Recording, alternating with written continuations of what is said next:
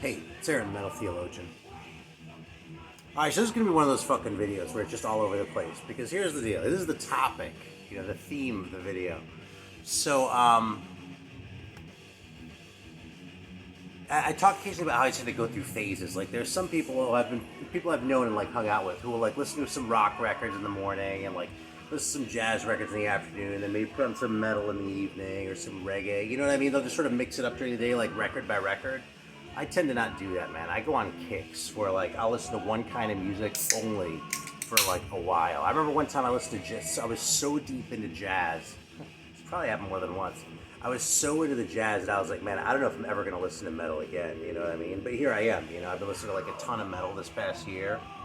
And lately I've sort of been, like, coming out the other side, but I'm not really quite sure what's on the other side, you know what I mean? Like, what the next thing is going to be. I did the reggae thing, but then I kind of fell back on the metal. So right now I'm sort of flailing a little bit. And so instead of, like, being like, God, how am I going to talk about something when I've been all over the place? I'm just going to embrace the all over the place. And this is what, a couple days worth to maybe a week's worth of listening looks like when I don't know what the fuck I want to hear all the time. There are a couple new ones here that are pretty fucking cool too. So I actually got some records from some unusual places this past week. So be a little bit more by way of look at this new arrival shit that I normally like to do. But first, listen, I gotta call to everyone's attention. Because just, in case anyone didn't notice, this is what's playing right now, man. And I put this on before I decided to make a video, so this isn't like, I was just listening to this by myself for pleasure. So, I know that, like, you come here and expect to see all this weird shit all the time, but dude, I'm still pulling this record out fucking a lot of years after I first discovered it. Anyway. So this is the kind of shit I've been doing, actually. So last night I actually, like, pulled out some jazz. I've been listening to some guitar jazz, okay? I talked about Grant Green for a minute in the other video. And, I ended up pulling this one out. It's funny, this one came out because I was talking with Eric Bauer about this stuff, and, the subject of Grant Green versus Kenny Burrell came up. And I think it was, Mr. Fred Putterman, who, like, Eric had heard say he preferred Kenny Burrell, and Eric and I were both on the Grant Green side. So I was like, something, I have a copy of Midnight Blue. I should pull that out again, because I sort of remembered it as being more, like, jazzy than, like, the soul jazz stuff that you hear in Grant Green and that. But, dude, I fucking remembered wrong, because this record is fucking soulful as hell, man. It's, like, a really cool soul jazz record with a different vibe, because it has, I mean, mostly the sax, and let's be honest, Stanley Turrentine's sax on this thing really gives it, but the congas on this thing are really cool, too, you know what I mean? Like, Ray Barretto, I spent a lot of the record listening to that motherfucker, So it's weird, the color keeps doing weird shit when I, fucking roll with it. So I decided to roll with that a little bit, though, with the jazz shit, Actually, I did, now I went back to the metal, but, like, the other thing that I very specifically felt like hearing, and I played both these last night, was Sidney Bechet. And, like, I don't listen to a whole lot of jazz that's as early as Sidney Bechet. My motherfucker was born in, 1897.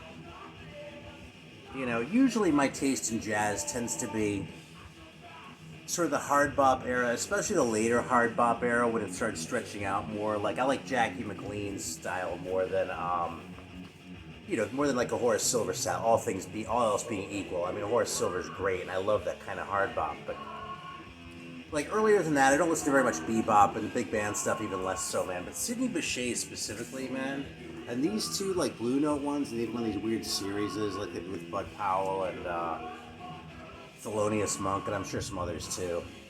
But I just fucking love these dudes. I love the way he plays. Like, more than so many other things, this really does sound like the group sort of working together in that sort of improvisational setting, like what people talk about, but a lot of times you don't necessarily hear executed so well. These fucking records are just so cool, and it just sounds so, like, lighthearted and playful, but also, like, deep and, like, really intellectual. Like, there's an underlying, like, intelligence to the sort of joviality of these records that's just hard to compare to anyone else. I'll say that. Sidney Bechet, I think, is really special. Yeah, so there are a couple other jazz ones here I pulled out too. Like I have all these that I've fucking sort of amassed over the last year while I've been listening to nothing but metal that are just waiting for me to be ready for them. So like I cracked this one out for the first time. I think Bananas talked about this a few days ago, but I got this as soon as it came out. This Roland Haynes, because all this black jazz shit I fucking jumped on, and I haven't even played most of it yet. This record was not what I expected. A lot of the black jazz titles that I've heard have sounded more sort of traditional than I expected them to, you know? Like more like straight, like 1960-ish jazz records and early 70s. But this one did the opposite. This one was like, I don't know, like really sort of like, you know what this is? This is what I wish smooth jazz sounded like. Because it sounds smooth and cool, but it's funky and like, it's like genuine, you know what I mean? And it doesn't have that sort of phoniness that a lot of the smooth jazz shit tends to have when it's slick. I mean, I don't need to explain this shit. You know what fucking, if you're watching this channel, you know what smooth jazz sounds like. This sounds like what you wish smooth jazz sounded like. If you take those pieces and what if instead of sucking, this were actually fantastic? That's Roland Haynes.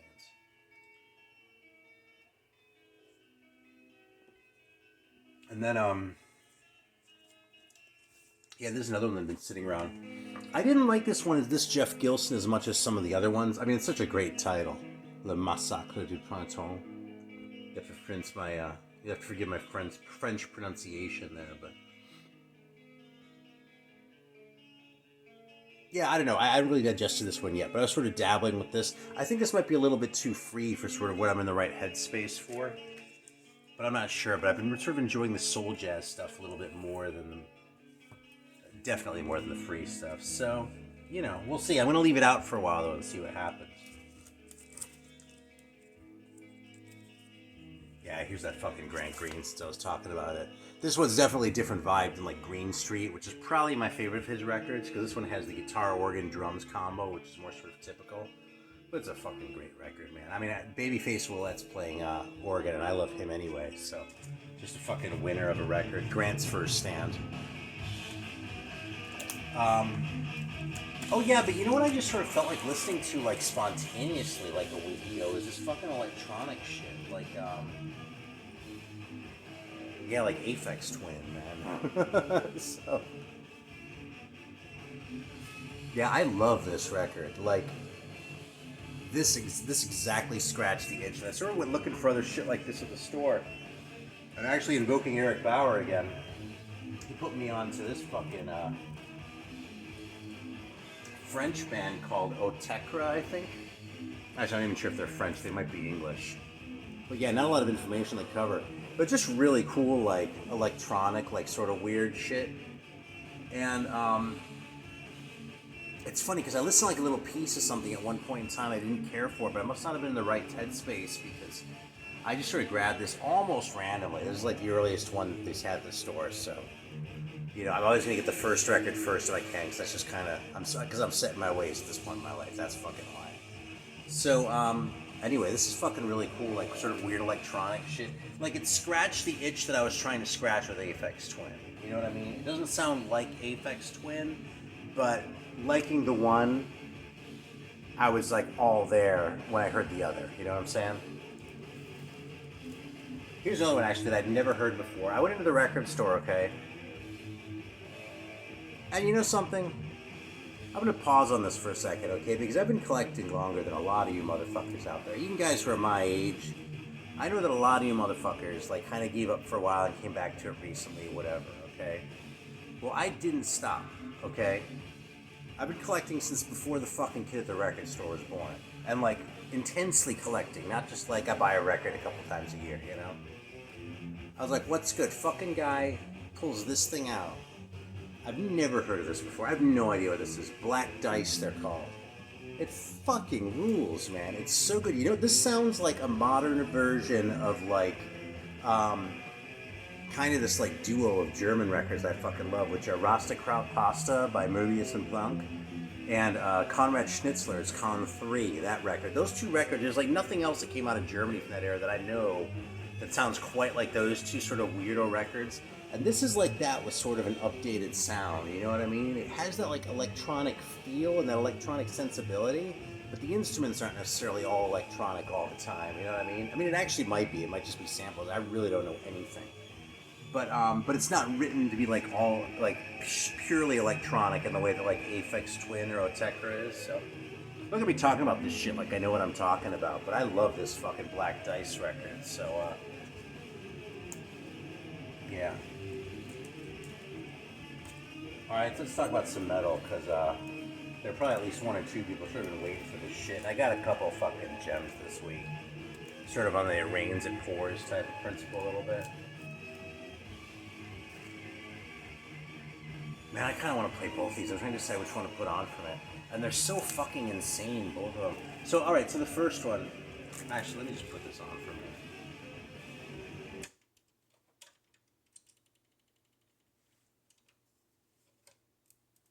Yeah, because I think we've got a couple here we've got a sample. Shit, what did I do with the fucking inner sleeve?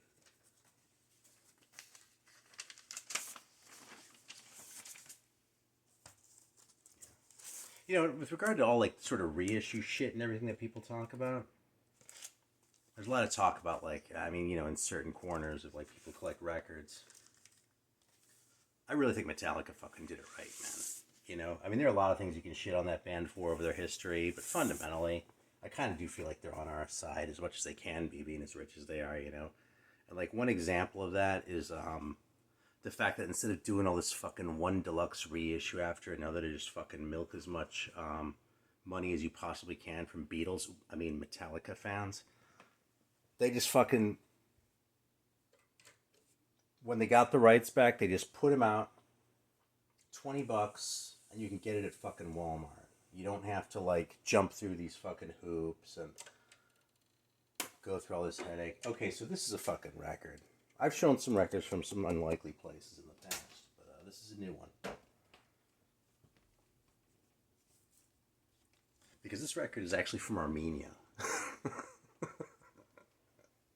And I was a little bit disappointed because there's actually no Armenian on it. It's all Russian and English in the back. This record is 1990. So, it's so like... There's a ballad on here that's fucking terrible. I gotta at least run it long enough so you can all hear that. So this would appear to be Jesus metal, right? But I have no idea. I mean, I know what anathema means, but I don't know what the fuck asperez. Is that even a word? I should probably look this shit up before I start making these videos so I don't look like a dumbass, but... Yeah, anyway. So maybe these guys are probably from the Armenian SSR.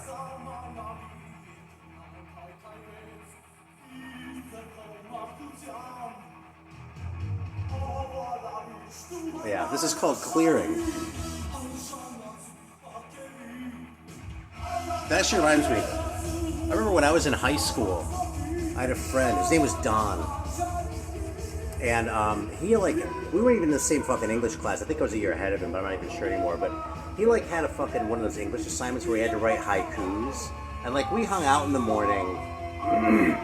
Because we both did the announcements in high school, and he was like, oh shit, this fucking thing is due when I get to class in 15 minutes, so I gotta fucking whip these out right now, right? So one of the haikus he wrote was called In a Field, and it went, torn and burned was I, left to contemplate my toes with pangs of evil. That's In a Field. I always thought that was fucking hilarious. I still do, obviously. But yeah, so that's what, so when the song was called Clearing, I think, in a clearing, in a field, torn and burned was I. That's such a gem. You hear all that weird synth in there? Like, but they're really using it to accentuate. It's like the way they play synth on this is like someone just gave them the instruments and showed them what metal sounded like, but they didn't have any of the baggage that we had in the West around like synthesizers being associated with like dance pop and shit like that, you know? I noticed that in the Lithuanian record too, which I'm going to show in just 1 second.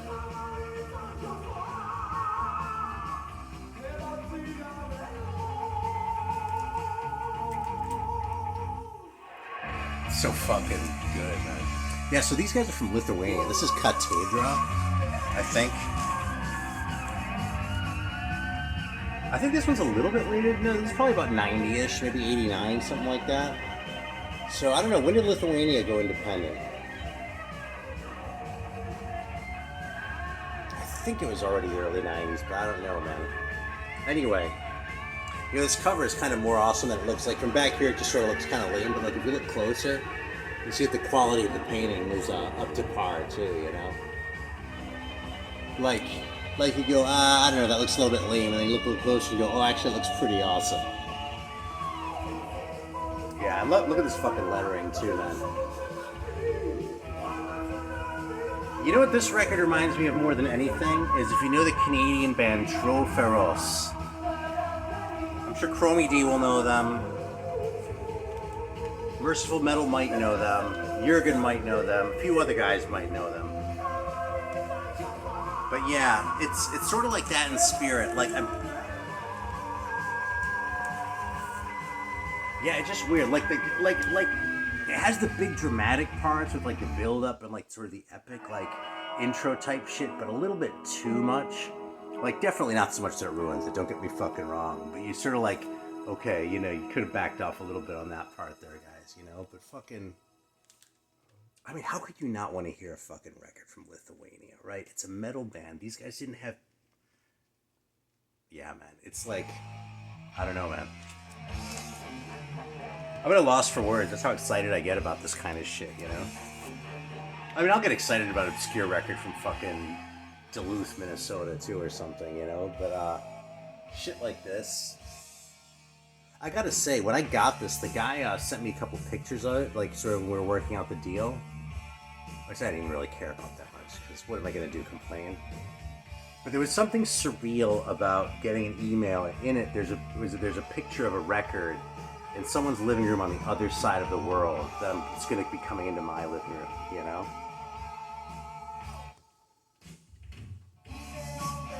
Yeah. So this is Asparez we're listening to. We talked about Catedra. Okay, and there's one other one I got to show here, too. This is a really special one, too. So I hope everyone's here subscribed to Chris Rankin's Music Crush. Because Chris Rankin is a fucking fantastic channel, okay? He started making videos, I mean, he lives in Perth, okay? And he's been at it for a while. He's kind of backed off a little bit. If he gets a few new subs, maybe that'll encourage him to make a new video, so. He's generally more sort of into, like, the death stuff than I am, and the newer stuff, but he also has a taste for the exotic shit, and he's, like, really hooked in the fucking scene, like, in Southeast Asia, so he hooked me up with this fucking comp. Honestly, I'm not even completely sure what it says. Angkatan Metal Malaysia War 3. Look at that. And what we're going to do is we're going to crack this open and listen to this together, okay?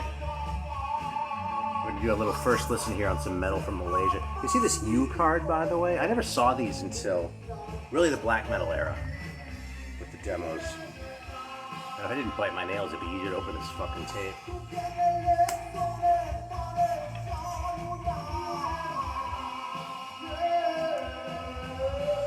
It's funny, I'm so, like, opening records is no big deal. I do that all the time, but opening a tape, I have to sort of stop and figure it out. I actually used to do it a lot when I worked in the record store, but that's been a long time now, you know? Anyway, we're gonna check this fucking thing out. Isn't this weird? Like, it's kind of like rockin' still, but, like, the songwriting is a little weird. By weird, I mean awesome. Alright, so check this out. So this is the U card. So basically, if you have one of these cases that doesn't have those pegs in it like you usually see in Western tapes, you can make it so your thing folds all the way around. And you see that in tapes from Southeast Asia. Not that I have so many fucking tapes from Malaysia, mind you. I don't. Yeah, artillery and battalion, it looks like. So we're gonna fire this shit up.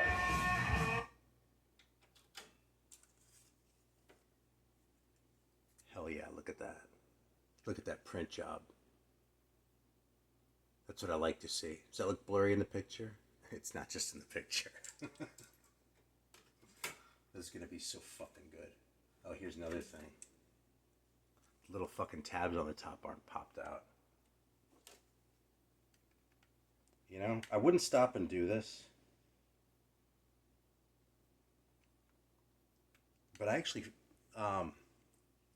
taped over a tape that I really kind of cared about a lot. In fact, I'm going to bust it out and show it to y'all.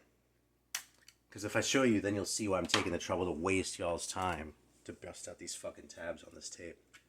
What we're gonna do is we're gonna try this up right now. It's so fucking good. Fucking Malaysia, dude. Can you even find Malaysia on a fucking map?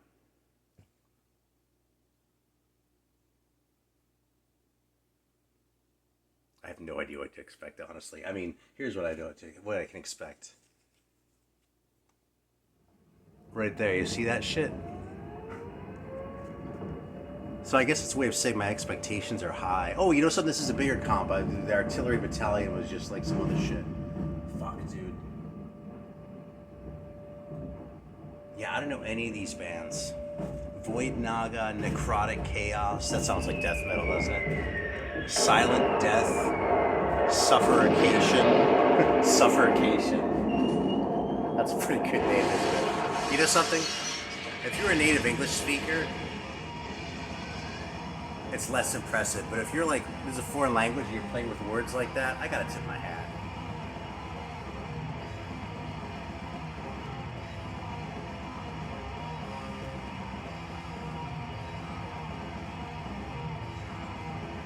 It's kind of a black metal writing style, isn't it, in that riff? Like, it doesn't feel like the execution's all that black metal. Maybe I just haven't listened to black metal in a while.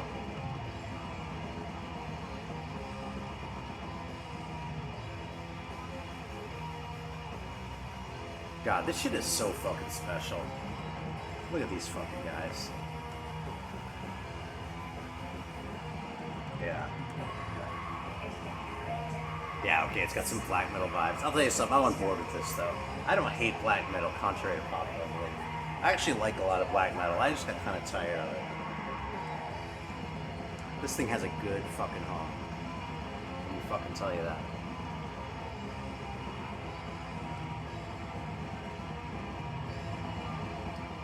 Thanks a lot to Chris Rankin. Again, everyone goes up to him. Totally appreciate it. This is a really cool thing to send me. Look at that, it's fucking hand numbered. Fuck, can you even see that shit? Ah, whatever, it's hand numbered. And the video's probably long enough. So, yeah, that's sort of the mishmash of shit that I've been playing. Yeah, there are a couple others here, man, but I don't even know what to say about those, so we're just gonna fucking leave where it is. Thanks for watching. Until next time.